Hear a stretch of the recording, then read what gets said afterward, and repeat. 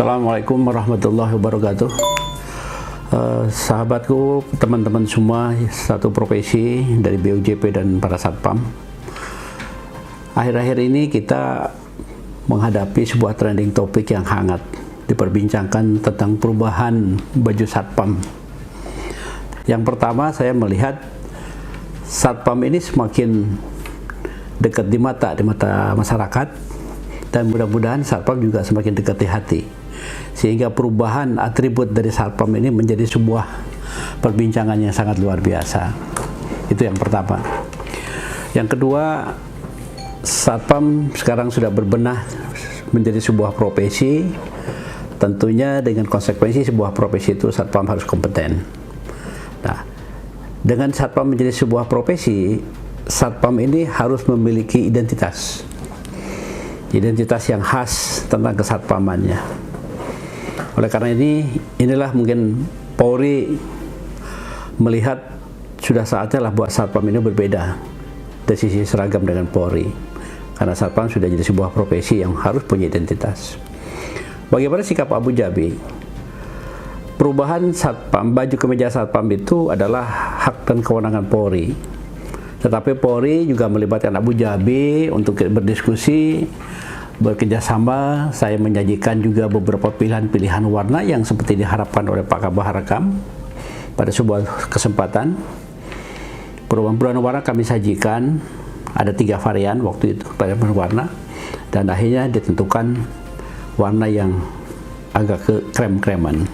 Ini perubahan hanya sisi kemeja saja, tapi celananya tetap menggunakan coklat tua. Itu. Nah, perubahan ini adalah sebuah menentukan warna satpam yang khas.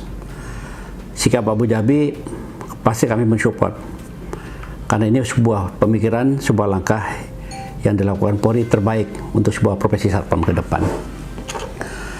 Nah, tentu berdampak juga perubahan baju ini terhadap biaya-biaya yang sudah kita keluarkan.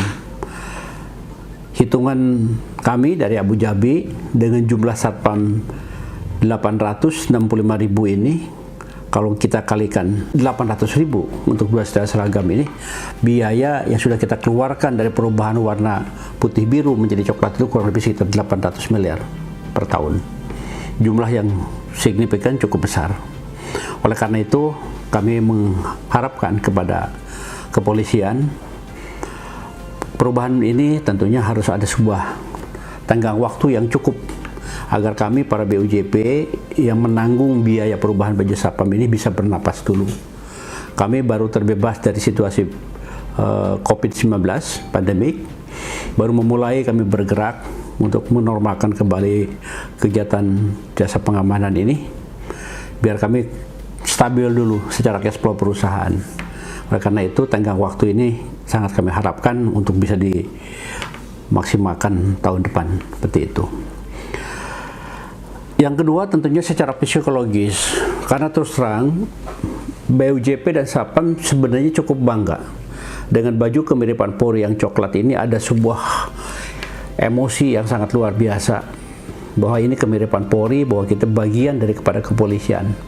Sesuai dengan saat itu, filosofinya adalah pemulihan profesi satpam, kedekatan antara satpam dengan Polri sebagai anak kandung. Tentu dampaknya juga, efek deternya saya yakin cukup berarti. Apa harapan kami ke depan? Setelah pemberlakuan daripada seragam baru satpam ini, kami mohon juga ada sebuah sosialisasi dulu secara masif dilakukan kepada semua pengguna, kepada semua lapisan di industri jasa pengamanan ini, supaya baju satpam yang baru itu tidak digunakan oleh yang tidak berkompeten. Jadi seragam baru nanti itu hanya digunakan oleh satpam yang sudah terdidik, sudah punya KTA, dan satpam yang mempunyai ikatan ketenagakerjaan. Jadi jangan lagi sekali-kali nanti ada satpam perumahan menggunakan baju seperti ini. Oleh karena ini, dalam 1 tahun ini harus ada sosialisasi secara masif dari semua lapisan yang dilakukan oleh baik tingkat Polda, tingkat Polres, tingkat Polsek, sampai kepada pemahaman Babin Kamtibmas, yang berada di ujung tombak di masyarakat.